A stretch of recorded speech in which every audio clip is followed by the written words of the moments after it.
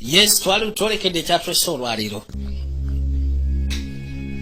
nga bagamba best on a true story basyako ebyo byaliyo uliriza 90% of cops unagamba nti kyennaku 10 career abasirikale abasinga bava mu police force nga tebakubye na kyasi. That was roughly 1,500. Wabula ku lunaku olwo kigambibwa mu kubalamu okwangu ebyasinga 1500 ebyakubibwa. An AK-47 machine. Twali tukute bupiso bwaffe obwa bulijjo. A weapon that was basajja bali bakute AK-47. Manyi AK-47 mundi ya designing wage kubeera mu lutalo. Ebyase ebyamanyi byali biyiziddwa ogezaako kuyita mu body hammers za police. Used them in a bank job. Abasajja sebo babikwata ne babikozesa mulimu gw'okubba banka. America has ever done before. Kwegamba okola ekintu Danger all around us. omuntu mu Amerika kyatakolangako baleeta akasamba tuko gye tuli. Maybe even the guy next door. Kwegamba ffe oba osanga ne mulirwana yakayise eddakiika 4 the North Hollywood shootout. Kati nga bagamba ku Lwokutaano February mwaka mugulengedde nga bagamba Michael Marsden yagenda bakulembera ne bagamba Ronnie Livingston tagenda kabulamu tagenda mu Kasaka Road yakwate kuba n'aveewe ne bagamba Rebecca ne agenda kubeera mu sinema. Douglas Payne wano sebe waba neighbor waliwo kapati kyava akwate kuba n'akonkona nguluko sebe kubira waggulu abaye mukwate kuba mugulewo kasiya mukola ki alukonkosya fujjo kanya n'akwate kuba n'akoma weeka. You okay? Oli okay? Yeah. Abaye akatuuka eka ne baddamu ne bakonkona omuziki. Wandibadde obeesonyiwa kono sigenda beesonyiwa. Zino embwa kati bwe zituuse zimanyira bumanyiizi. Babalemesezza okweba akasebo. Kati kyakwa kyava afuna kigiriba. Yajja buzi ku solido. Wano ku meter box n'abasalako omumeme.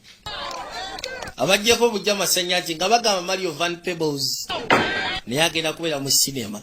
Tujjamu eyogera mu kayitibwa Solo. What they say? Bagambye ekikooti balina kye boogedde. Kati yakwati kubo n'akoma weeka. Aba yakebako bw'ati essaawa akwegamba ne kuba alamu.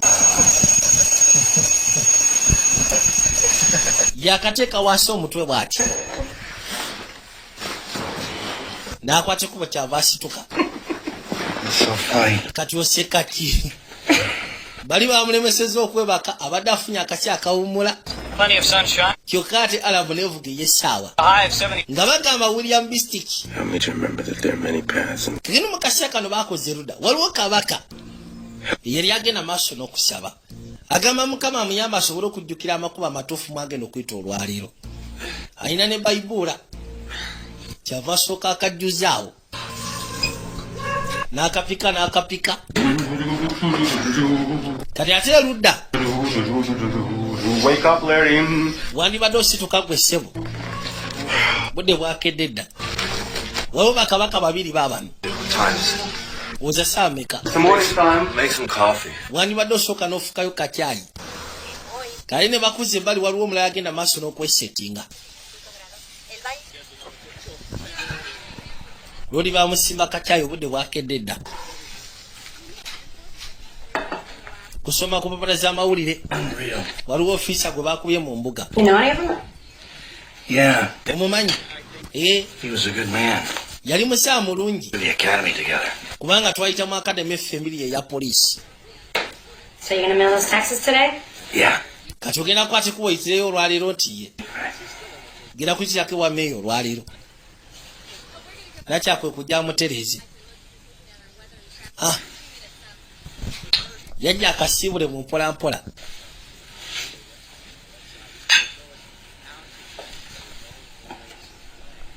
Kazi wali lubuto. Lodi golaba officer detective. Be careful. Beera mwegendereza ku mulimu. kagenda mu kaseera kano bakoze erudda waliwo lodi yali asiriikiridde kumala ebbanga baliwo nawulya obugombe bwa poliisi kyava asooka agezeeko okwekkaanya ebintu byagwa byali mu kabokisi n'akwatikuba agezeeko bizaamu gambe tuli kwanjula kwako. My father was my hero. Agamba mu kitaawe yali omuzira we. He died in his patrol car of a heart attack. Kitaawe yafiira mu patrol car emabega. He was 62 at the time. Yalina emyaka 62 mu kasawo yafiira. Yali ofiisa. Kyava asooka ajjawo oluto. All I ever wanted was to be just like him. Kinali njagala kubeera nga kitange. He loved it when I made SWAT. Era mutuufu singa yali akyaliwo yandikyagadde we nafuukira owa SWAT. Owa we nagendera ku ttiimu y'abaswat.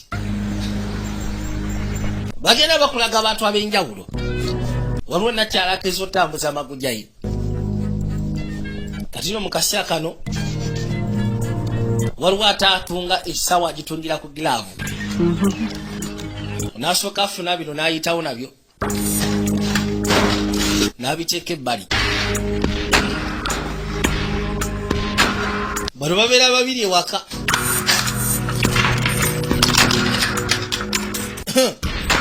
Eyo kasepiki mwayi n'asooka ateekamu buleti. N'asooka apanga muli ebyasi ebya buli kala. Baabo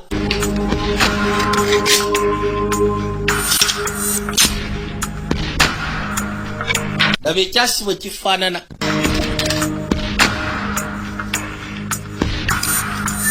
Waliwo apanga ebyoluto,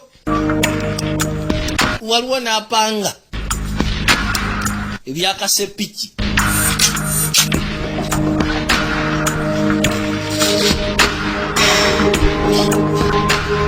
Kyava asooka ayiwako uniform ya poliisi. Nono n'asooka yeeyiwako ebyambalo. Ne yeesetinga bulungi n'asika zipu. Ayambadde bode hammer boy. Naye kyava ayiwako kavesti. Daba bano balina ziri bode hammer ezitazannya. Tuwadde eri kabaka eyakedde okukwatikuba okuva ewuwe. N'ateekamu erudda oluto. N'akwata lubanto y'abofiisa n'agiteeka pembeni. Abasajja balina zi bode hammer. Ono ayitibwa J. Harris. Kyava asooka ateekako ne mutaaga.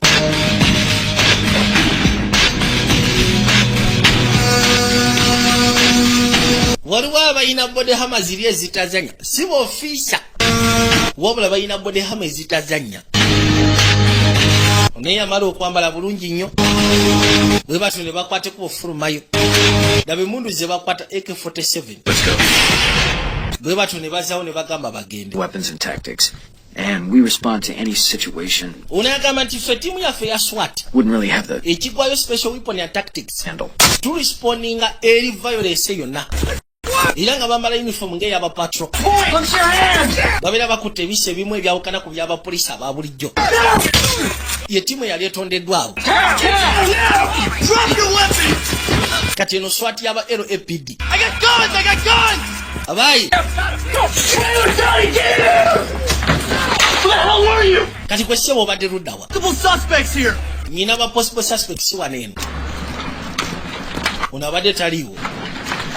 Baavaayo. What the hell happened in there? Kati gwe musiiko ki ekibadde kituuseewo munda wali? I was there.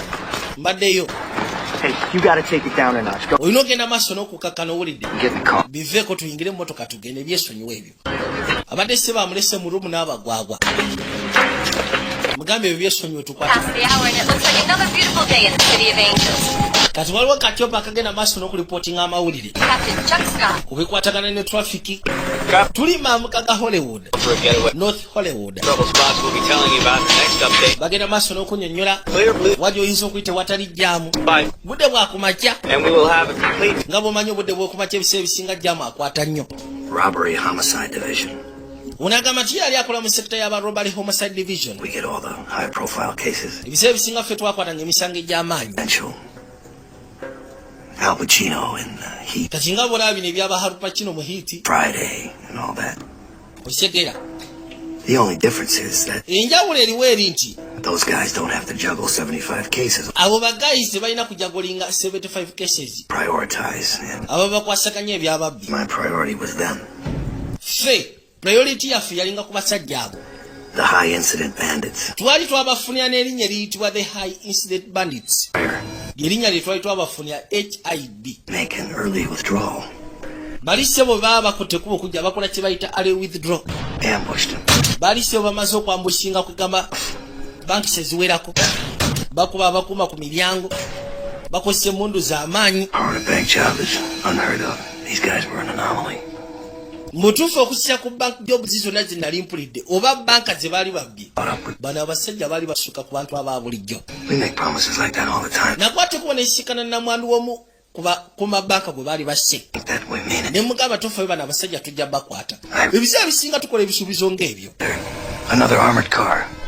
Then 2 more banks. Nawulira mu ssebo baali babbye ekimotoka ekitambuza ssente. Most dangerous kind. Waliwo ssebo era banka endala bbiri ze baali babbye. $1 million. Ne batolokawo ne miliyoni 2 eza dola. A good life, and they wanted to live it. Kimanyi kiri kimu kyokka baali bagalageza kutambulira mu kye bayita good life. Bulamu obulungi. They disappeared into the wind one day, but I knew they'd be back. Lunaku lumu bakwata ekkubo ne babula. Nga bamaze okukola emirimu egyo gyonna wawona nakimanya nti balikwata ekkubo ne badda. Hey, did you see that? Olengera ekyo. Porsche 911. Lundi abadde agenda maaso n'okunyonnyola ku babbi ababadde babba. The Germans. Mala enfunda eziwera. They practically make you a jerk. Era nga ye mu police force akola mu kiyitibwa Robbery Homicide Division.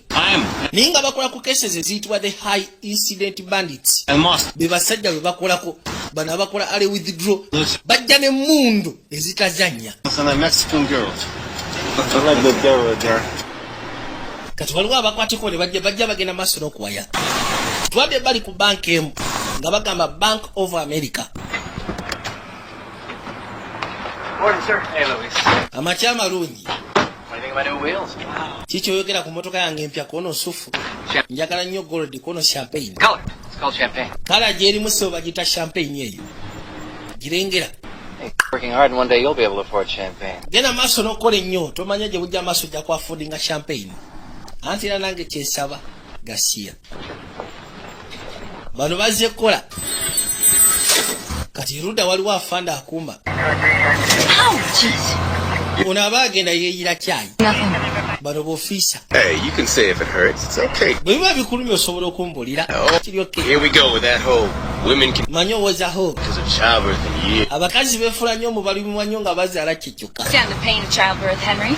Kiki osobola okugezaako otegeera ku bulumi bw'okuzaala gwe Henry? You take that one to salsa, honey. Teach me how. Oh, I can come salsa on. dance. Don't start that again. Totandika bintu ebyo. I got flavor. I got mad flavor. Yeah, Nze nyina flavor zange ssebo. Central 9 Adam 37.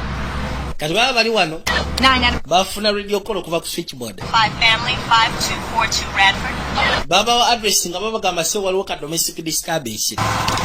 Waka domestic violence. Coming up over the Hollywood Freeway, Tudde ali bannamawulire abasinika amawulire ku bikwagana n'ejjaamu. South Highland, where a tractor trailer's broken down in the number 1 lane. Kakalino mu kaseera kano Streets. bano balodi ababiri bavuga emmotoka ne basooka bagipaakinga pembeeni. Bamala ogipaakinga pembeeni ne basirikirira.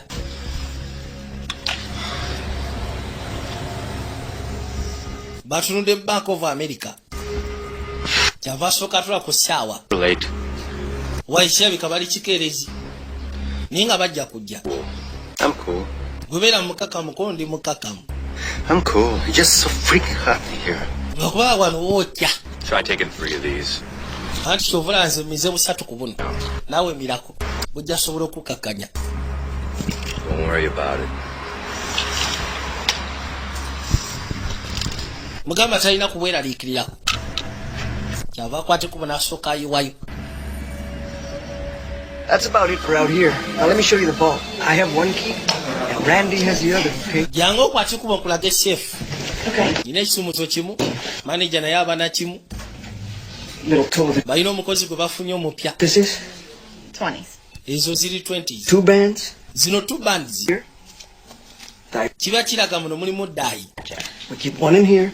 Wano tukipingawo kamu. Neri mu safe tukipingayo kamu. The battery makes the red dye. Singa omuntu akwate kubona afuluma ne ssente kati nga kabando kano. Kagundi kakabwe kakaba ne kabaluka then ensawo gy'abatwaliddemu ssente nejjula ink. On the way out, picks it up, shoves it, Waliwo omutumbaavu yakwata ekkubo goes off. yali abbye ssente zaffe And kids anytime. kati aba agenda ebweru ne kagwa n'akakwata ekkubo n'akateeka mu nsawo kabwatula booruzi. 3 or 4 times. Simanyi bababba nnyo kono bakatubba emirundi nga 3 naye si wano eri ku bulaki ewalala. Short, okay? You never argue. Yamugamba ssente zino zibeera insured. Gwe toyomba na muntu ng'azze okubba. Okay, let's go get. Gweomuwa buwi ssente n'agenda kuba munaye tekiri wathe bulamu.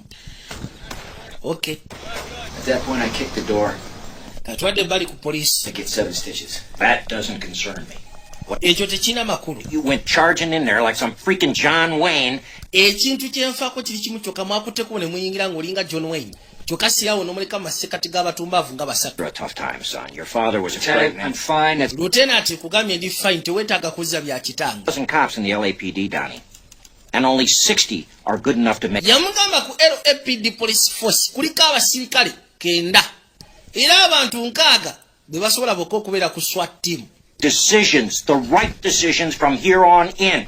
Era yamugamba asooka afune day off. 70-year-old. Okuva kati kyolina okugezaako okumanya nti okola right decisions. Asking your opinion. Sikusaba opinion yo. That's all. Kyekyoka kyemba njagala okugamba. Genda. you go, Frank. You're rough. Good, isn't it? Should last you another 20. Anti kwata eyo mpya simbi. Yeah, Okay. sure it will. Kakasa ndowooza ejja kuba asufu ejja kunkolera. Yes, Nti era ddala butereevu. let's hope so. N'asooka ateeka mu bulungi ebyasi. Oli ayitibwa Frankie. Hey, Donnie. Ogamba Kigwe. How are you? Oli otya? Bad. Anti sire bubi. Man, he was good. Kizaawe yali musaa musufu. Together 77th, right? He was mine. Mwasavinga mwena ku 77th kono ye. That was a different department back then. Naye ate mu biseera bwe yali department ya njawulo. Here. I gotta run. Nina okwata ekkubo ogenda. Court, so, Nina ogenda mu kooti ndowooza kwe nja kwogera nawe oluvannyuma. Thanks. Aya. Yo Road yatugambye akola ku Robale Homicide Division. Well, Ku police force. Tiwa Frank. he is probably the 30th or 32nd younger officer. Ono agamba nti yo omulimu gwe aga nnyo okutendeka. Learn more than anything. Waliwo akatu ke yali agezaako otendeka kati kabika ke kaali kaweza edambe ya 3 mu 3 oba 3 mu 2. See situation. Bobby? Kwegamba akatendeka ne kasobola okuanalyzinga situation. Gwe Bobby soko mbulire. 2 needles in the back seat. Buli kimu kyonna kyamaze dde okutegekebwa. Got stuck? Had my gloves on. Atta boy. Buli kimu kyonna okirina nti 50 more miles of treads left. mipiira giri gitya. Pounds double up buck. Tank? Full. Amafuta gajjudde. Kaawa. You keep this up, I might let you have lunch. Singa ogenda maaso n'okukola bw'oti. Bano be basinisa okujja okusika domestic violence. Ono yali asekula maama we ssebo. Bakwata ekkubo ne basooka bamunyweza. Bamusikanya asekula nnyoko we. Yitawo Gasiya gwe. Ramon. 16. 16, that's good. Olina emyaka emeka 16. Using or running the gang? Simanyi mutabani wakwesa enjagoba. Kono simanyi. How much you be hard for you, huh? You hang with the big boys now. Nakuzo bangamba ssebo otambula n'ababi. You gonna be someone to date for the prom tonight? Huh? Yogera nako. There's no father to help me with this. I'm Tiwaliwo taata ayinza kunnyamba ku kino. doing now. How can I stand up to him? Tetera mu butuufu oyo musajja kati omuvubuka afuuse musajja. Can. N'amukwasaganya nti sikyasobola mukwasaganya. Florencia, what's Maama alipotinga eri polisi kwega mutabani wa musebe mutabani wa akuze. What about me? Bitu byakola kati bisusse. I know this, you mess with your moms again, man. Domestic violence ain't no joke. Yamugamba nti obadde ogenda maaso n'okumesinga ne maama wo. Okay. Domestic violence kiba kyakusaaga. And then his principal calls me the other day and tells him he has Yali asoma bulungi. months. Principal we yankubira essimu n'angamba mbu omwana takyasoma okumala emyezi 3. Go to work. I get home late. Kati obitegedde ddi obadde tobimanyi. Work, man. Kono nze nkeera kugenda kukola nkomawo kikeerezi. What's your problem, man? Naye buzibu ki bw'olina ggwe mutabani? Come back to the hood all enlightened and shit. Gwe seewo akomawo mukaalo. Ofula wakabi okuba oli mu uniform ya poliisi. Ramoni, let me tell you something. Ramon lekambeko kyegamba. Recognize him? Onoomutegeera. Wasn't he the leader of your gang there? Ono si yali akulembera obubinja bwammwe. His mind and his nuts? kati yafa bamusekula obwongo ne bamusekula ne bolozi. Oh, I got another guy here. waliwo ne gayo omulala. Huh. That's O-Dog. oyo ayitibwa Odo. You know him? omumanyi? Dog, just where you're sitting, just now. yakati bw'obbanga tono si wala nnyo bbanga tono eriise emabega. And an after. kati male nyakanekanya feesio nga tonaba kuttibwa then kusiika n'engoma z'okuttibwa onagenda okujja nga ssebo bagenda maaso n'okuwaya wabula asize wagezeeko kabule kuba akimanyikana katumya 16. How do you think you're gonna end up? ne kati golowooza ogenda kukomekerera otya bw'otove mu bintu nga bino ebyekiyaayi You need to think about that. olina otandika okulowooza ku nsonga ng'ezo kati.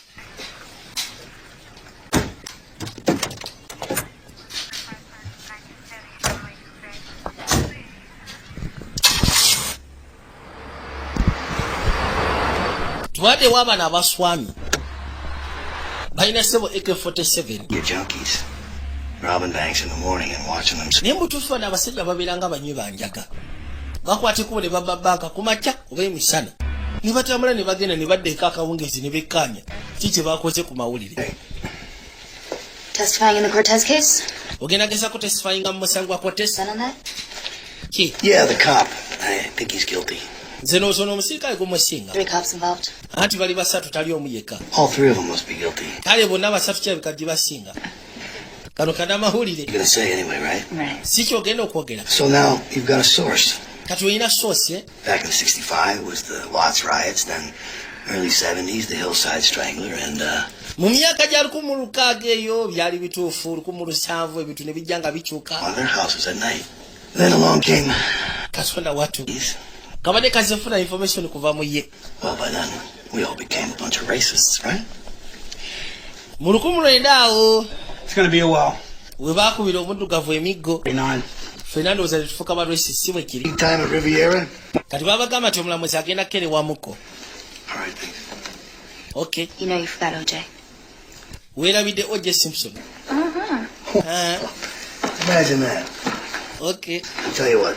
omanyi Why don't you come by my house? lwaki okwate kubona oyitirako ewange I'll show you my nja kulaga ebikwatagana ku nze size 10.5. nja kulaga engatto yange gye nakozesanga mirimu gyange Other one somewhere in Brentwood. nyambala sayizi 10 ejjudde enfuufu era bafranka lwodi abadde azze ku kooti kusiikana seyaabwe gwe ba indaitinze naye asiikanyo kadamawulire kati mu kaseera katwadde eri b'ofiisa bano Payback. You're gonna get us in trouble, Henry. naye mutuufu ogenda tuteeka mu buzibu gwe Henry He's the one in trouble. oli yali mu buzibu sife Sometimes you gotta do what you can. ebiseera bisinga olina ogenda maaso n'okola ky'oteekeddwa okola okuyamba abantu Seen photos of a live case. ogenda maaso n'omulaga keesi omulaga ebifaananyi by'emisango gye tukolako And me, I don't stand up for Hey. mine. You don't know shit. gwe tolina ky'omanyi ku beliefs zange Henry What I'm saying is, these days you would look at a suspect kyegamba nti ennaku zino omulimu suspect gwojja okwata ekubo ogende maaso n'okunyomereza bw'otyo before a trial board. tufune obuzibu okimanyi ekyo ono ye alina bilifu nti omuntu asobola okukyusa sobola okwogera naye obulungi kati naddala abaana abato kwata ekubo najja gy'ali kyuka gwe Let's I can uncuff you. leka nkugyeko empingu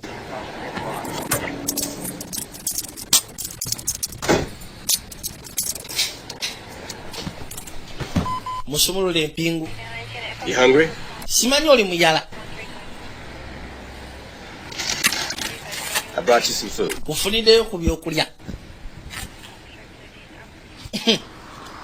potera waali wali yekkaanya mutuufu amwewuunya byoyo musaamu naddiini kyava dda mu gaali twaddewo abaana abali mu kimotoka boyi balina kye baswamye era nga balina kye balinda agenda okuzza amaaso wayi ekimotoka kikiri kizze baligana akamotoka gawamudika kati bagenda okuzza amaaso nga kigenda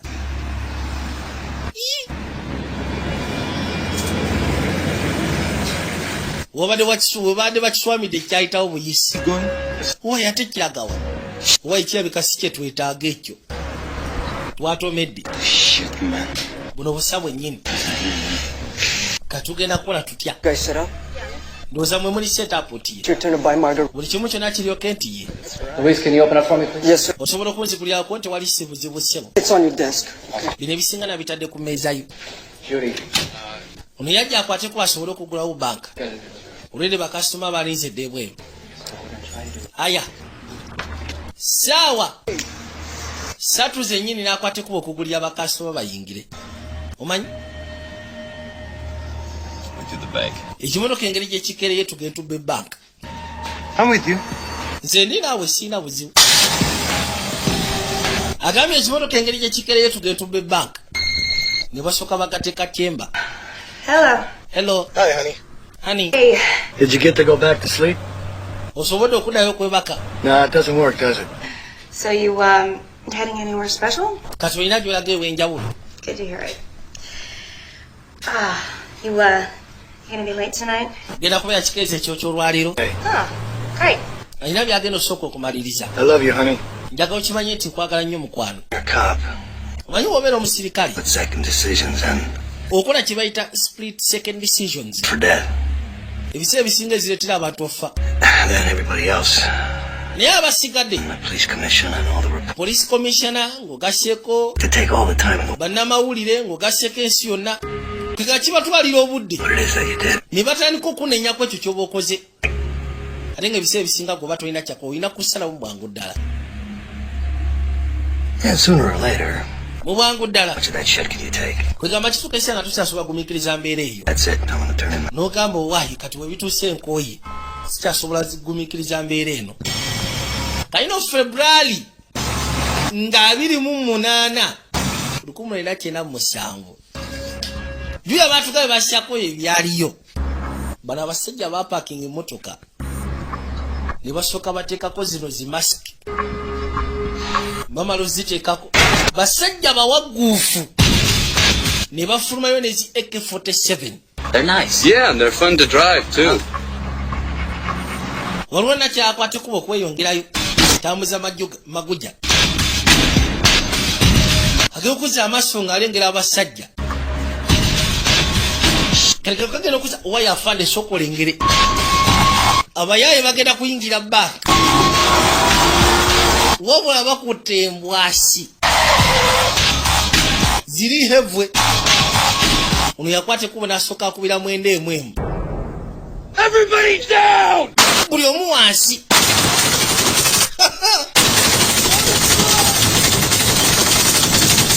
kyebayita AK-47 boy eri etulika Down!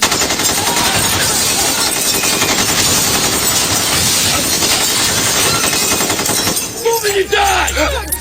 bw'oseguka ogenda fasyaga kulaba aseguka Impossible, 211 in progress.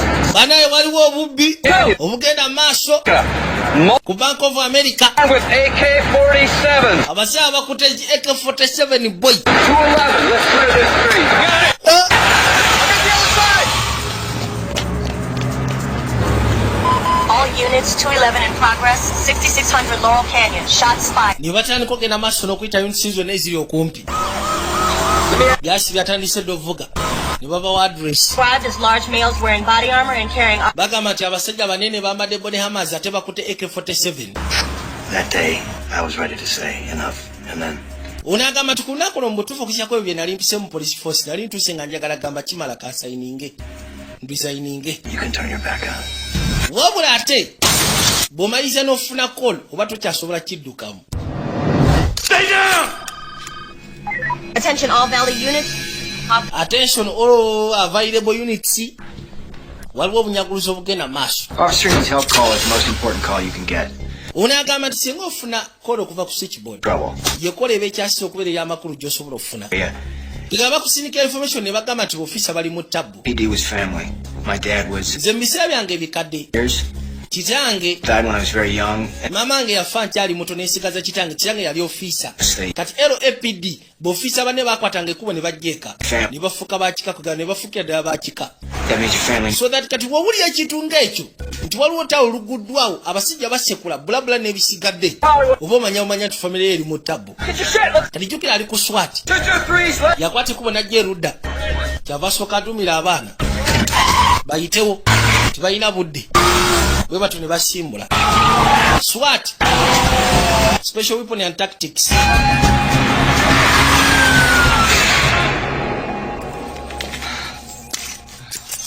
Moving your dead.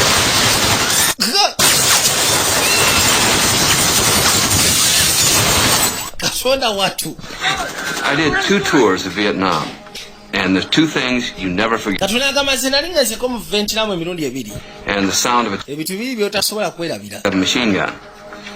Those 2 guys were packing AKs, and I had a 9mm Beretta Agamba nti nali sobola gezaako kwerabira kye bayita sound ya AK-47. gun. Kyokaaze nali neetiseka 9mm Barrett.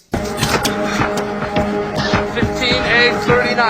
I want 1 unit on the north side, 1 unit on the south side, 1 unit around back if possible.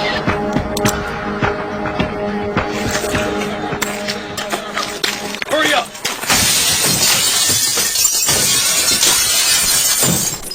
Abasajja bayingiddewo. Kibalese kubba. What? Yitawo. Second set of keys. Who got them? Randy over there. Sinze nyina ekisomozo ekyokubiri. Ayina ekisomozo ekyokubiri ayitibwa Randy. Yuli. Bwe sebo vaayo. I have the key. Hurry up, bitch. Leeta ekisumuluzo gwe. Yitawo. All right, let's not hurt. Poliisi yatandise dde okuzingako ebweru tebamanyi. Gwedda wano. Head down.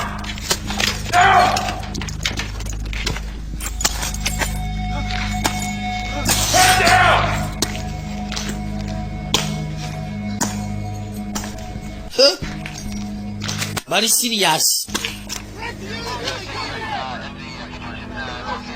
There's something going on out here. I don't know. Kati ono musaatu akola mu bya parking yagamba waliwo ekigenda maaso wabula simanyi ki kigenda maaso bulungi. Units surrounding N'ekyabika ekigenda maaso si kyangu. building. Kati bano abaali bagenda maaso n'okulipootinga amawulire ga traffic baatandika okulipootinga nga bagamba nti waliwo ekigenda maaso ku banka. Kati erudda waliwo engeri y'akalwaliro. Ne be baali bakuula amannyo bajja bekkaanye.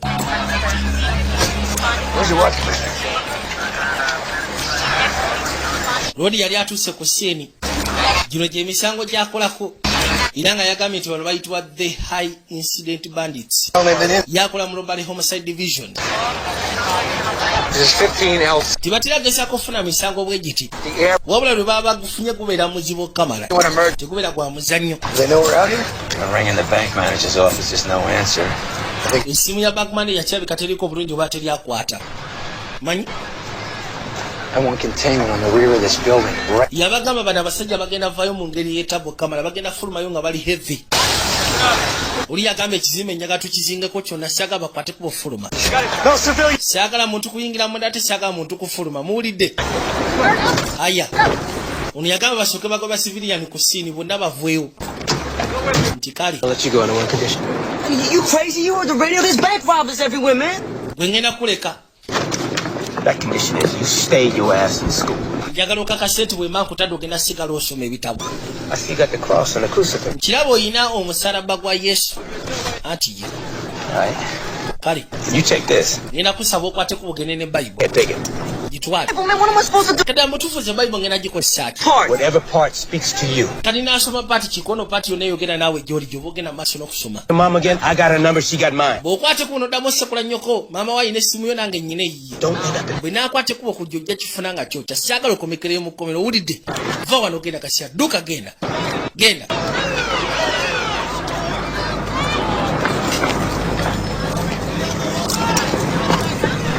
Naakwate kuba okusembera erudda. Ono yakimanya kirabika omuvubuka amulesi. Yasooka n'atuuka embali n'atunuulira Bible. ono yena kyali yakubidde poliisi. These two guys just pulled. Waliwo bagaya abakutteko okuyingira munda awo. Need to stand back. Tugenda kussa bw'oyimirira emabega. Need to stand back. Sitaani ng'emabega maama tukusa busabi. 170. 405 is clear but slow in both. Eno ssebo walikirira naye ate egenda mpola. Skyfox. Got fly. Fe aba Skyfox fe tugenda maaso n'okuripootinga. Bano bali ku jjaamu. Balipootinga jjaamu. America. Tulage okuzza amaaso okwekkaanya. Really big. Waisoko lindeko. Waliwo kyalengedde poliisi erina akabanka kezinzeeko. Bill. We got a live feed up. Wayi tulina ka live feed. Progress, North Hollywood. Kyaleka waliwo ababbi abagenda maaso n'okubba ka Bank of America. Shots of Oregon. North Hollywood. Good. Go live. Kirungi kale mukayiseemu ako. 3. Pulogulaamu yaliko baagisalako. We interrupt this program for a special report from. Tusobodde okuyingira pulogulaamu eno ne ka special report waliwo ekiguddewo. Kale abantu abali okupya obatandika okuvaayo omwomu batandise okuvaayo omwomu. Balaba poliisi ejjudde wansi. Kyupa zeetooloola. Kiki ekigenda mu maaso. They've got to give up. Commander, hello?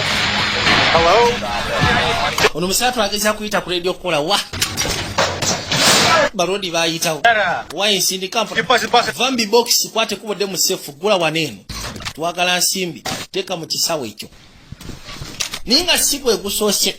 Bali babye enfunda eziwererako ddala. We. Teeka wansi ekitwe. Tabasoka abala obudde. Wayi mwangwe tugende. Kugambye kawansi.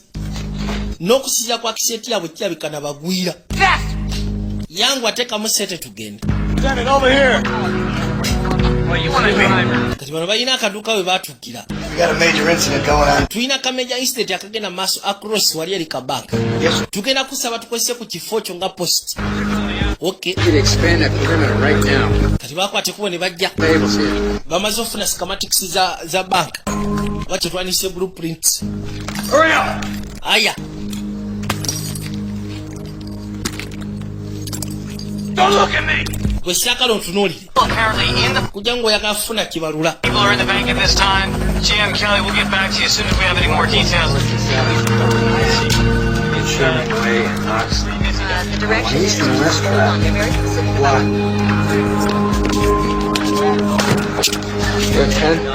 Ne basooka beesettinga. Yeah, we've got 4 units. It looks like Laba. Nagenda okuzza amaaso n'alengera akasente kano. Akasente ke bateekamu kojja. Bwe kafuluma bwe kati bank. Kaba kabaluka bubalusito kate kabeeramu birangi. Birangi ne biryoka bisaasana mu nsimbi. For a morning delivery. Munaye. Anti sente ndaziruda ko tubali tulinda za kumacha bali tubana baleeta. Tetukyafisa sente nyingi mu banku siyati abatwade bababba nnyo. You want to go into the games? Kale. Okay. Yitawo. Mbote bakyafisa sente mu banka. That's right. Kusisa kububbi obadde bugenda maaso. Nokyava kebera ku ssaawa. Why? Musituke kale mwena mudde wali eri. I can't see. Kulaba, sisobola kugulawo. Employees do not access the vault. They changed the policy. Only armed transport can open it. Munaye bakyusa code number. Aba transport bokka basobola okugezaako giteekamu. Ababa balese ssente bokka basobola okugezaako teekamu code. we just gonna sit here? We can't Tugenda tula butuuzi wano ko tetusobola kulumba. On him. We rush them now. The civilians. Singa tukwate kuba ne tuba rushing abasibiriyani bajja kufuna obuzibu. conflicting numbers. We don't know who's still inside the bank. Tetunaba kumanya baani abali mu bank. Whether or not this Wabula ebyasi bivuga. Shut up! Bano bakwateko ne babaleete bali mu safe. Mutuule eyo. Yamusikana akuba bullet. Akutte AK-47. Mikhailo Akanishnikov. N'ateekako endala clip. We're burning time. What are you doing? Uwayi obudde bwe tuwono onookola ki naawe? Open it, bitch! Ati munaye aganye okugula safe mugamba agigule. I can't. Banaye sisobola. Gigule. N'asooka aliteeka kyemba.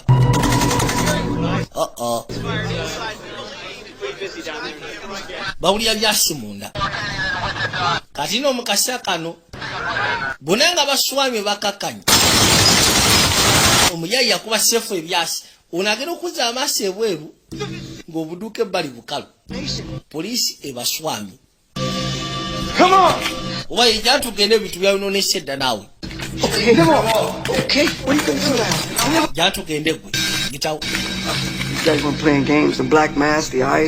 bano abasajja baali tebazanya baali bambadde akakokolo kaddugavu amaaso gaabwe mutuufu baali batiisa nali simanyi nti ngenda nasimatuka nze kyenamanya kyali kimu nti omulatina agenda kufa olwaliro ko kakibalyawo ne kamanya kagenda fa tekagenda simatuka owayi tumaze okufuna sente kati omanyi abasajja we bali ebweru banamawulire nno bagguse kano kakwatikubo ne kabayitamu kwe kujja owayi sooka ofulume waliwo kyembazi kwate kuba olumbe wali erigwe zingenda siga okusooka okwatibwa no microphone buli omu yeetaaga gokya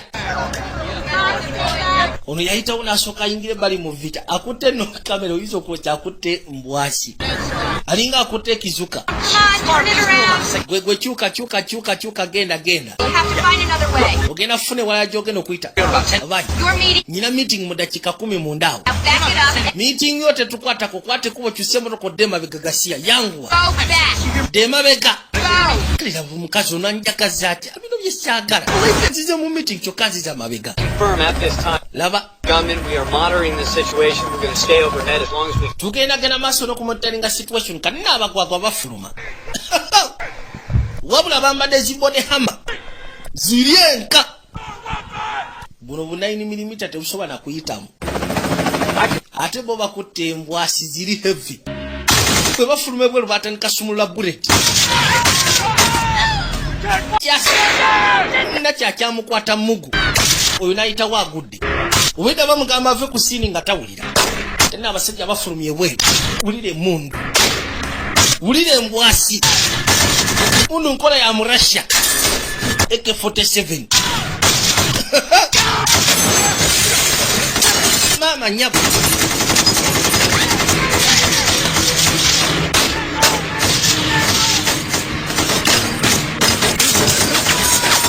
katonda watu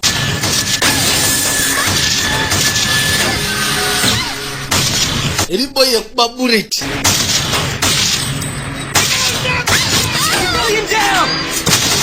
kwesigala wansi toseguka nakyabamukwasijja mugu bano abali mu kalwaliro musawo aba akuula omuntu erinnyo ono bakubye omukono bali abasajja balina omutima oyo bullet afanda alenga yasooka nanyinya n'omuntu niyeebuuza bwe bagenda batandika wabula bali open swati eri mukubejja banaye njagala mukwate kuba mujje ne assault rifles mujje ne body amazi aya bejasi mukubye sebo balina kavaamu zaabwe sibangu zine mundu zaffe tezirina kyezibakola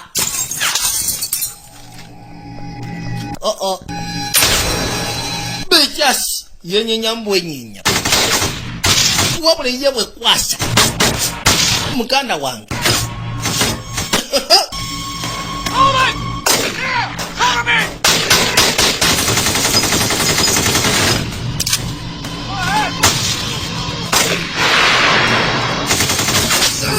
ono bamukwasizza mugu nayitawo agudde ttatu nasooka kuba omulanga wewe gyawulira buleti gyakyusa nesooka ekoleera mama nyamu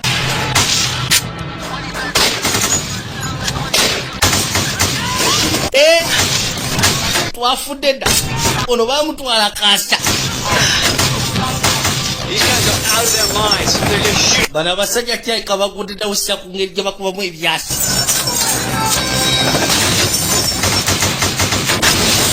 bakuba emmotoka musatu nasooka kakkana wansi ziri embwa tezizanya balina ofisa gwe basekudde yamugamba sooka onywera awo nywera nzija yajja amusikeyo oli akyusa clip babulet Jim Kelly, I'm here live on Laurel. Jim banaye siruga ndi live waneno Currently in progress. abasijja bakuba ebyasi It's not coming from the bakuba ebyasi emuga wesi yakatonda abantu abanyuma okuba ebyasi be badda mawulire We're all Bank in North Hollywood. LAPD on ku TV wona seboge mawulire agaliko their storm of bullets. ono ye mukazi wa Frank Anything and everything. geno kyusa kyano zonna nga ge mawulire agaliko I've been asked to respond. katonda watu Of a cop, you learn that every day, any day, could be the day that he doesn't come home. So you can either obsess and go crazy, or you do what I did, which is denial. agamba nti bawe buli kaseera akwatanga ekkubo genda mu field The bad stuff. ye n'akiba nti oba osanga lwe lunaku lwaba tagenda kudda oba si ki lwe lunaku lwagenda osigalayo Okay? naye kati nga kyolina okukola mu butuufu kiba kimu kyokka So either me. okubeera obuzesi nakyo oba si ki okola ye kyeyakola kwegamba obeera museefu dinayo mbu tewali kiyinza mumutuukako ono yeetoolodde ludda oyo basekudde waliwo civilian gwe bakwasa kati ne bajja bakyuse clip lodi n'abaza agenda ataasa omuntu yajja agenda ataasa omuntu kumbe bamaze okukyusa akasijja ne kamulabu kakyusamu katini bwe kati musekula ku mukono bwe kamusekula ku mukono n'asirituka ebyasi agenda ogwa ne kamukwasa okugulu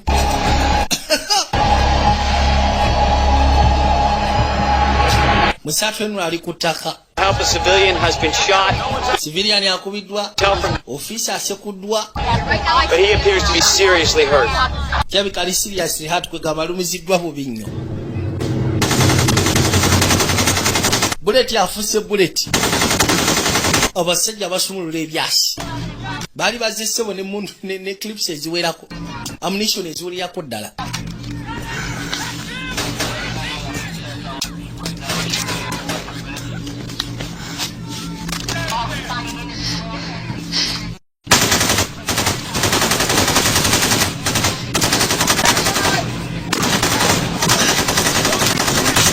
yakwate kuba gyasooka asiba omugulu guvaamu omusaayi yasooka n'asiba mugu Thank God. katonda yeebazibwe Don't worry about anything. teweeraliikira ku byanze nze ndyoke TV, yeah? Oh yeah. wabirabye edda ku TV kono byatuuse edda ku TV bannaayi Yeah, ebintu biri live tibiri live everything's fine.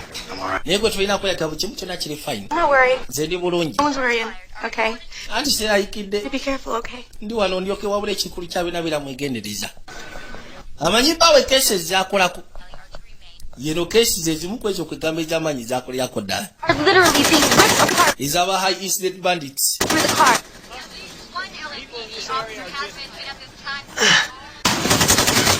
ono musatu n'asooka lya kanvaali erudda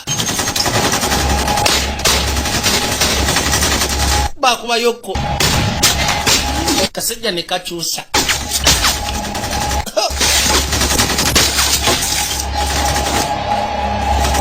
laba nno owa kamera agafuna bulungi amufunye agaweereza bulungi ono waasiraanidde Henry. henry Henry. henry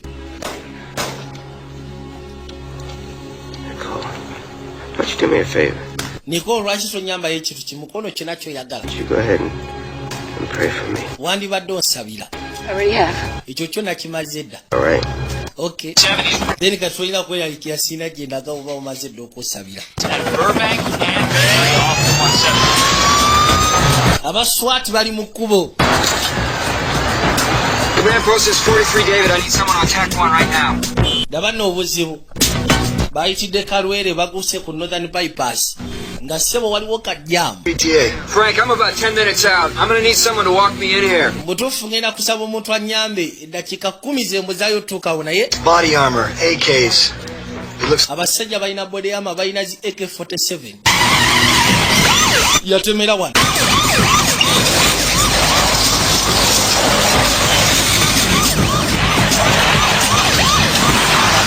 We train so we're ready.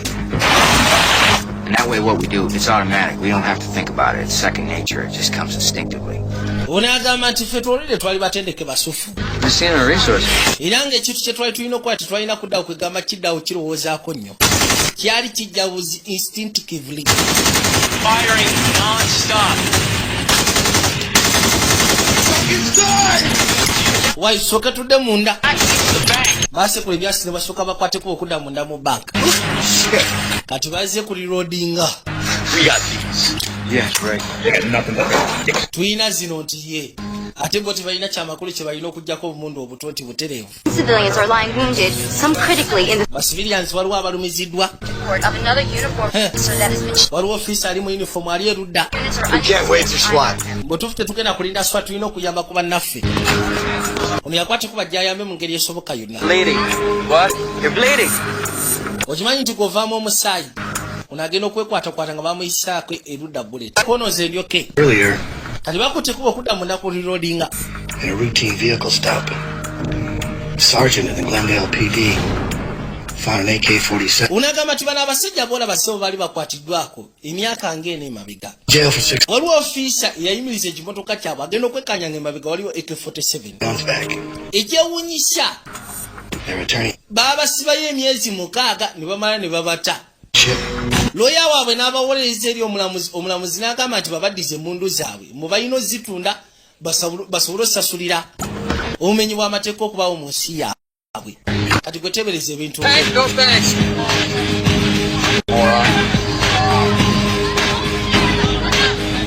15L10, requesting the V100 RA unit. Copy that. V100 rescue unit is on its way. All units, we are on a citywide tack alert. All units on citywide tack alert. Further notice. 15L10, hold your positions. They could Musaatu kyakuba n'asooka anyweza ekisipi. hold your positions. Henry! Henry! Henry. The RA's coming, Henry. Gwe kyolina okukola beera mugumu bagenda kwatako bajje basobole okutaasa wooli. Hey! Henry. Get the hell out of here! Gwe vaano naawe owa kamera obadde ki? We're out of here! Waliwo owa kamera kise baagiriiridde ne kanvaali. Oyinza okulowooza akutte embwasi. Stay with me, buddy. Stay with me, Henry. Officer needs assistance. Unit requesting help. What is your Officer yeetaaga assistance. 9. Bambuuza oli ludda wa? Need help. Banayi neetaaga obuyambi mu nnyambe. on the way? What is your location? Oli ludda wa? 9049. What is your location? Banayi oli ludda wa? 9049. Yagwa mu bugwe maanyi. 9049. Kano kamulengera. 49. Takyasobola kunyweza mu kugulu kwe. 9. Officer down. Code 3. He needs help. Code. Banayi officer ali wansi yeetaaga obuyambi.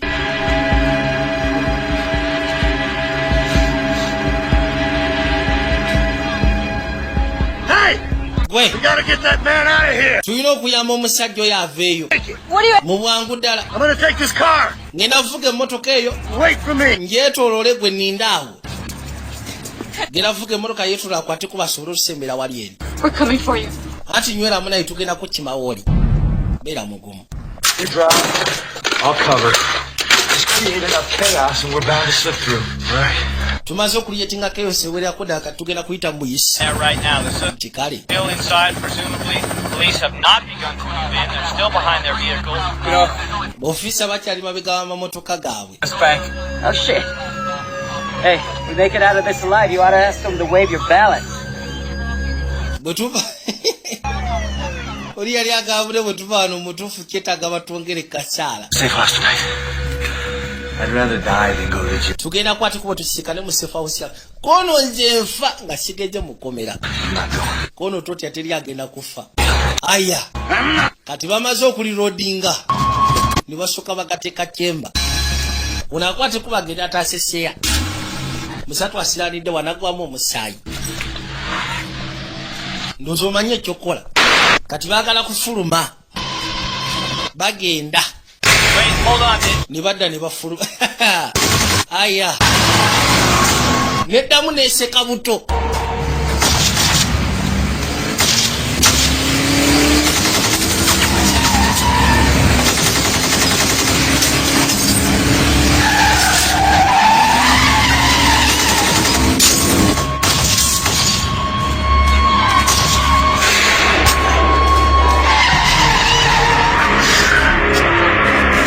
Omukono nasigala nga aseguka.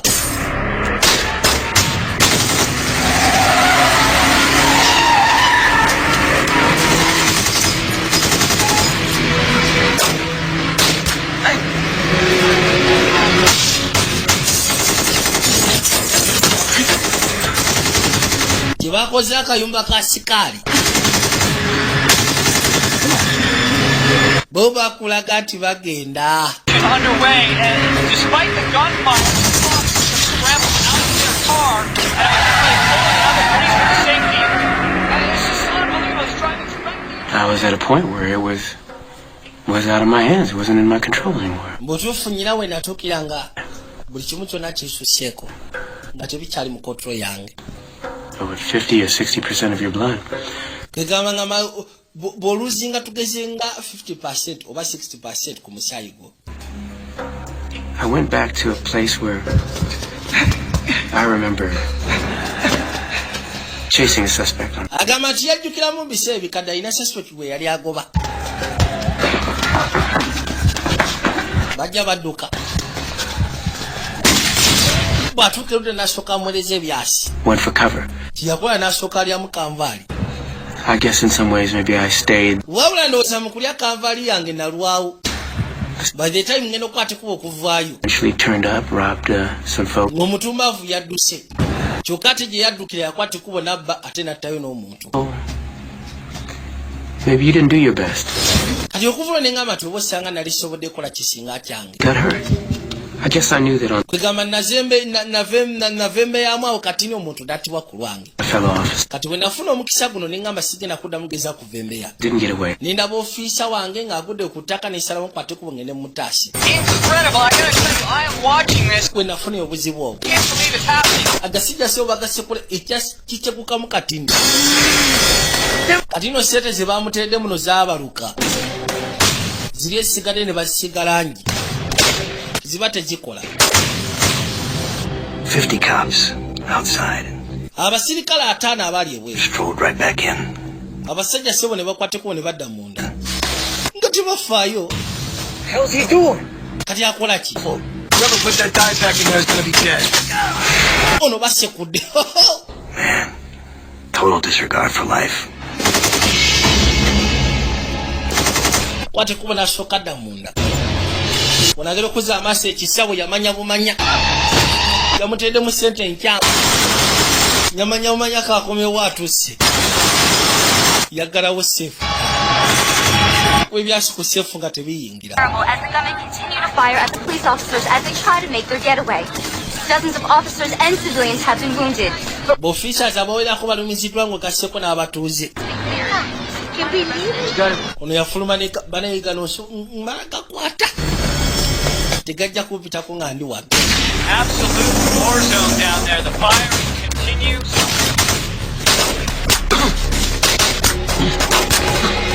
Bakikuba tekina gye kiraga. Ne kisituka. Kibadde kimanyi bakikwasiza. Ku mutwe kwokka kw'osobola okikuba. Naye omutwe si mwangu kutayiminga. Kino bakyakifunziza. Keep the police pinned down, although these brave officers are refusing to back down. Officer baganya okubakinga down. Ne kizzaako endala. Well, it looks like one of the gunmen reached into his car. What's up? Mwaga kufunamu omusera. Come on, Nick. Nammwe mujje. Continue to fire at him.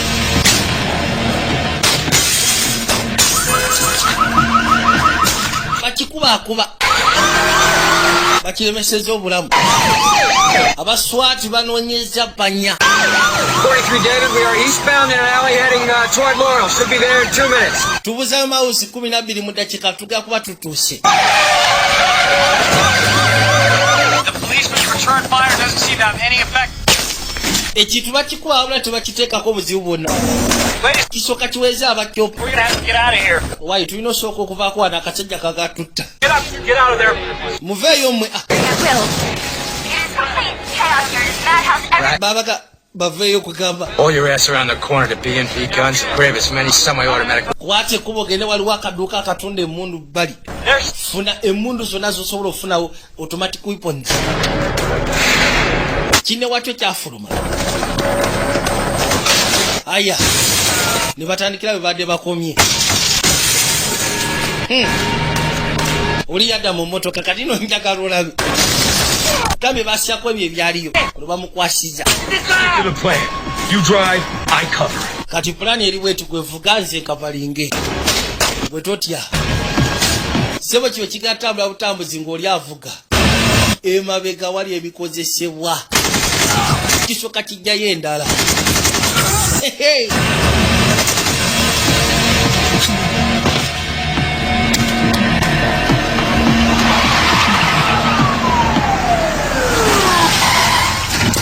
Wano waliwo akafo akatunda emmundu.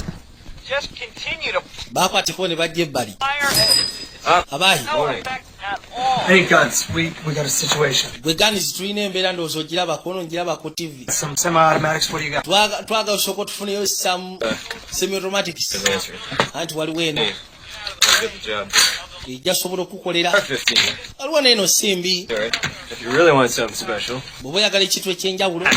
Remington 700 action. Waliwo eno ekyasi n'okijjamu enjawulo. I can't believe they let people just. Si bwe kikkiriza nti abantu bajja mu maduuka ne bagula emmundu. Wait 10 days for back. Anti kasita oba ng'olina ID ng'olina ne sente eziwera ezigula tewali tabu. Okay.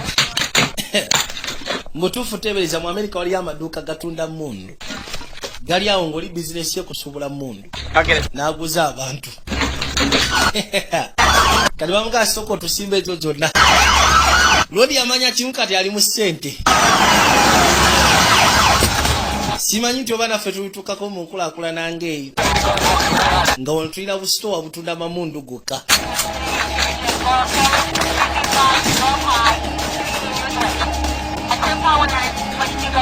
Command post, this is 43 David. We are at the scene.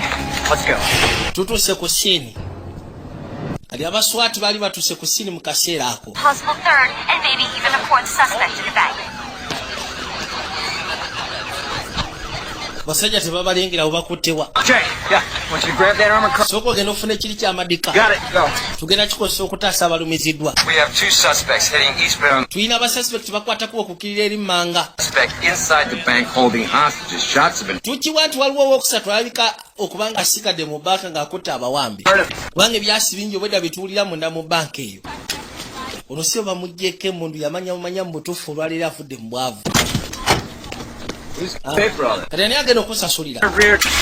Anti munaye lisiti ogenda gisindikira meeya. Suspects are leaving the bank building. Baba no bafuluma bavaayo ku banka. Police officers. Omu ssebo ye agenda akuba buleti omulala ali mu mmotoka kyokka bavuga sipiidi bbiri.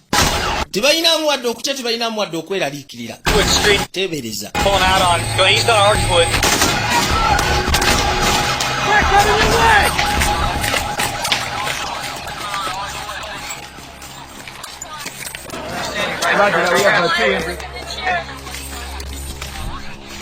Abaswati be balina ku mmundu ezizitowako. Police, open up! Poliisi mugulewo. Open up! Bano bagenda kuzza amaaso nga kituufu b'ofiisa be bazze. It's just us in here. Tiwaliwo waakusatu bali babiri bokka. Aya. Kino kye kimotoka kigenda kiroskiwinga abalumiziddwa. Basiviliani ng'ogasseko ne b'ofiisa. Muyiteewo.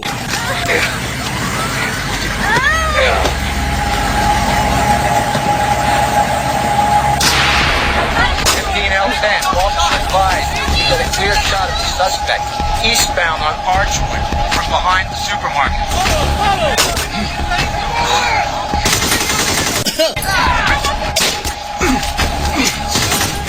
kubanga wa ye n'asumulula awo n'asulawo basatu.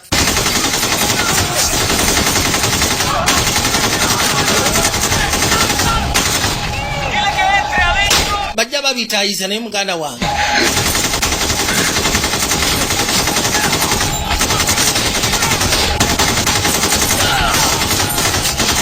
kibayita AK-47 yemu ku assault rifles ezaali zakayiyizibwa be yasooka okuyiyizibwa yayiyizibwa kabaka ayitibwa Mikaeli. Get in the car!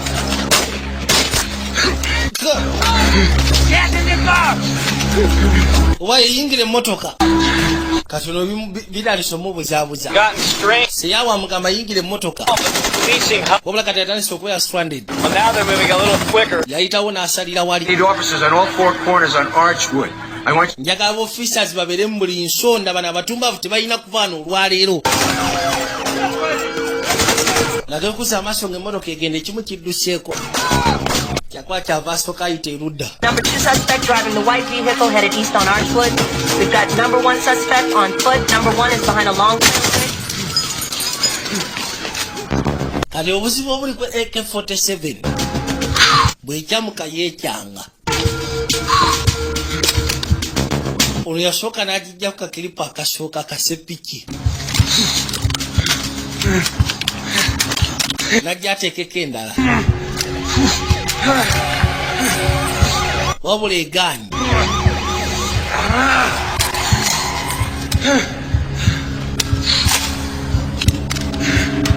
yekyanze tekyakateeka mu kyemba kugisikasikaku nga wa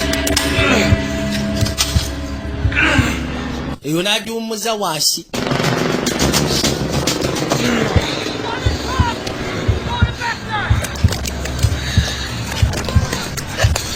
Najja afuna oluto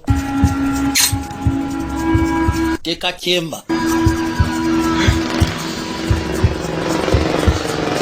ono yeyagambye mbu ye tadda mukomera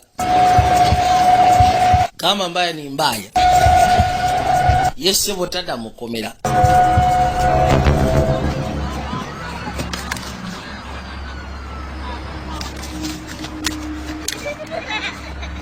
Hey, you kids! Get back inside! I'm a policeman! Go back in your house! Mumukwateko omudde munda mayumba gammwe. Nze ndi officer. Daba no road. Sebo yajja na lugalo lwa fuck you. Tambula nga afande.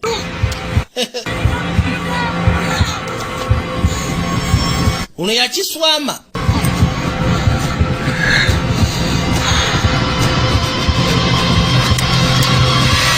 Bwe kimulaba kyesekula bwesekuzi bullet kyosebo kyejjirawo awo. Oh my God! Katonda watu. The gunman has just been shot. Sebo omu ku batumbavu yeesekudde. Officers are moving in. He's not moving. B'ofisa bamutuuseeko tamuvinga. Kati no wasigaddeyo omwali mu mmotoka. Baali babiri bokka. Looks like he might be trying to come in. Waliwo n'amusiraanyiza agenda gwe musiru gwe.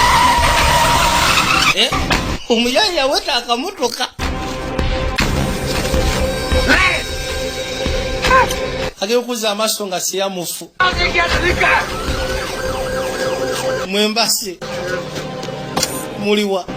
There are cars coming the other way. There is no police presence down on Archwood, mind you. This is a residential area. Looks like maybe he's trying to force someone to stop with the cars are going around him. I don't know if these people on the ground know what's going on. They're very lucky.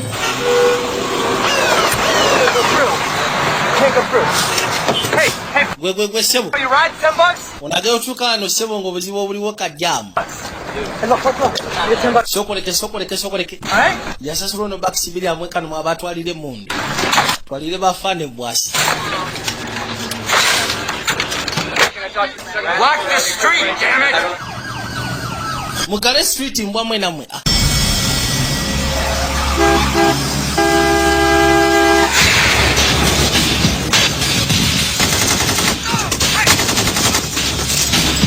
Okay, he's firing. He just shot through his own window.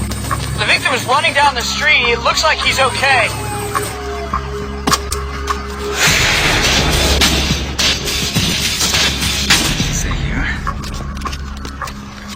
Well, it looks like the gunman has reached into his car. Yasoka nakwate kubona yetura najja mu motoka ye.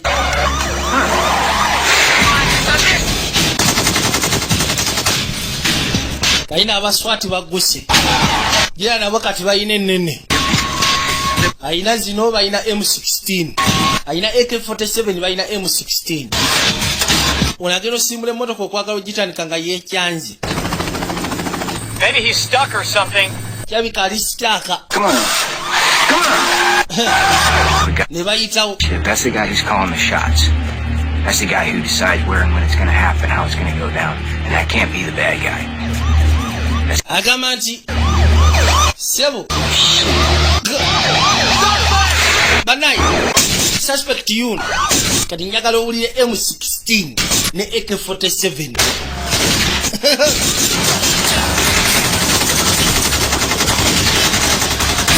Unbelievable. M16 nkola ya America. Seen and shooting from point blank range.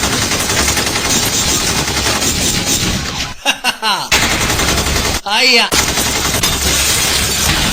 Kasajja sebo kali kamu ne muganda wange. Watch your crossfire. Mwegeneze mu engeri gye musasanyamu ebyasi. Boy.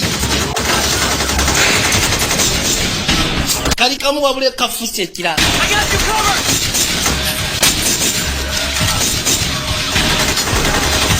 Zawukana mu ddoboozi.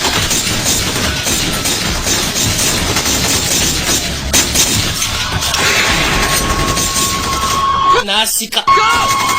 Vayo. Abaswati balinga bana. Kasajja kali kamu. Olwo kyabasooka kagwira kava. Yakabaza mugu. Kasetula ekigere. Nasooka akabaza. 1.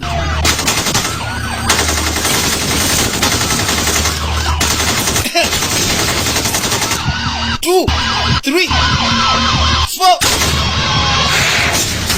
Kumukaga nakakuba bullet. Kapia kigere.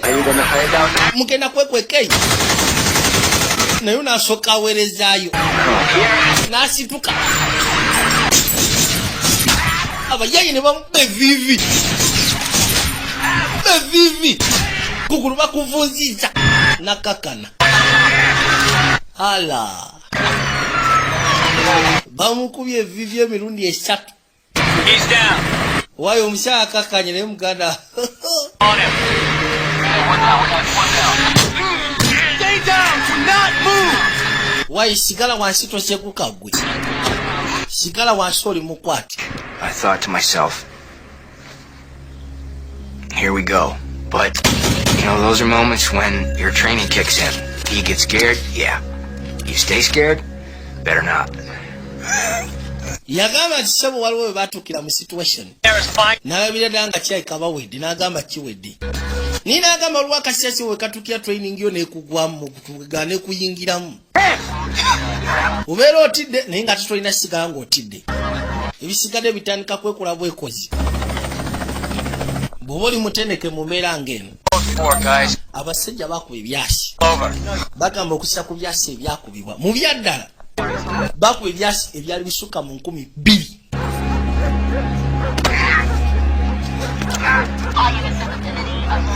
Round ze 2,000 ezakubibwa awo ssebo. 1,200 ez'ebyasi. Oli yanyenya n'omutwe kyava akwate kubo ne yeeyongerayo. N'ekyo omukisa ekyaliwo bambi tewali baalumizibwa. Era okugjako bano bokka be baafuna obuzibu. Batibwa.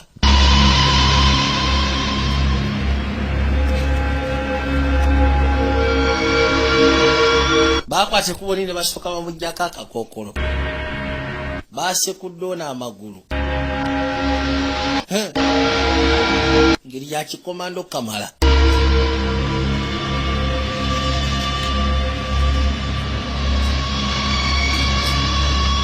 We generally are supposed to have the firepower. They had the firepower that day. We had the willpower. But you know what? I'll take the willpower over the firepower any day. Unagamba nti abo abasajja ssebo balina omutima okutusinga. bisigadde basigala kulawuna kwekkaanya gambe tuli kayitibwa 44 minutes North Hollywood shootout era nga bassako ebyo byaliyo bino biri mu likode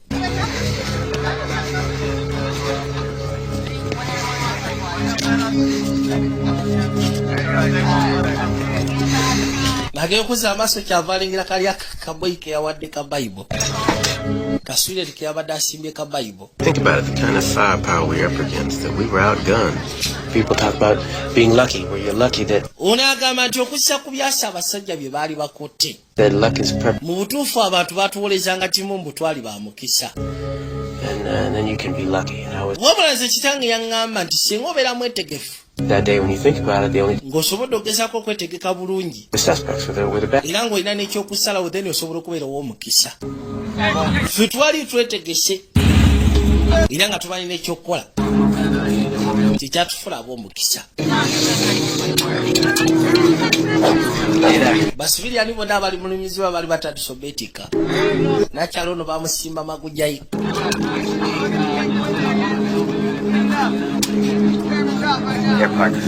Hey, thanks, Bobby. wayipata nasooka ofuleko okunywa kuona webale Bobby ekyewuunyisa ne namukadde yabadde mu kayumba k'abasikaali yafayo alyoke daba nno kye bakoze emmotoka y'ono champagne Yeah, I know a buddy in East LA that can fix that airbag. nyina kyali wange gwemanyi asobola okutereerezaawo kikatalitsa omujerega How fast everything returns to a state of normalcy.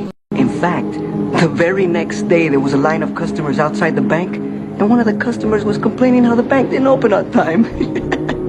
Hey, life goes on, I guess. Así no es la vida. Se va adelante. It's kind of weird the way it happened. The morale in the LAPD was at an all-time low. The public was all over us, and then all of a sudden, out of nowhere, this happened. After that, even the media were calling us heroes. Nobody becomes a cop because they want to be loved. They become a cop because they love the job. But every once in a while, you get to put away some bad guys. And on that day, in 44 minutes of sheer terror, not a single officer ran away. And everybody did their job, and I think that means something. And in 44 minutes of sheer terror, there wasn't a single officer that ran away. Not a single one. I think that means something. That's good. Very great.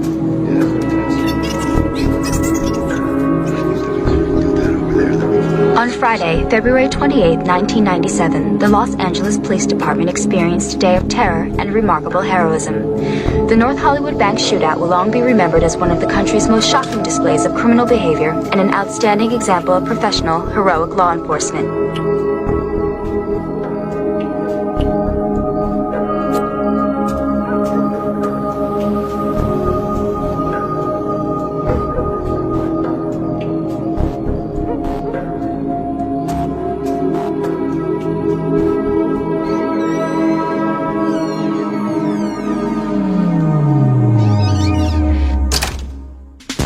Yesterday's true heroes were the members of the Los Angeles Police Department. One thing everyone agreed on was the bravery shown by the police department. Police officers tell me they're just overwhelmed by the amount of support they've received. Now the officers are standing by this community, doing their best to support the community as they try to move on with their lives. My dad works in North Hollywood, thanks.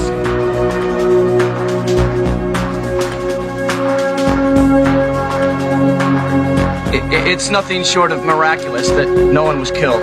In fact, what you're talking about here is it's multiple miracles.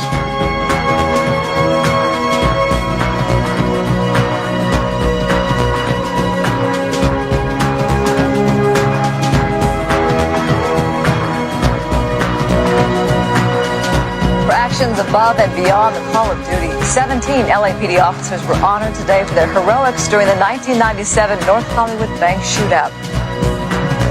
Yesterday's true heroes, of course, the Los Angeles police officers, without bulletproof vests, without the same firepower, courageously tracked down and stopped the two heavily armed gunmen. I'd like to personally thank Commander Waller and the North Hollywood Police Station. The heroic behavior of many officers yesterday has triggered an outpouring. All of you officers of the LAPD, thank you. Many sent cards, yet others. But thank you for what you did. All of your officers. We're 32 years living in North Hollywood, and we really appreciate everything that you've done.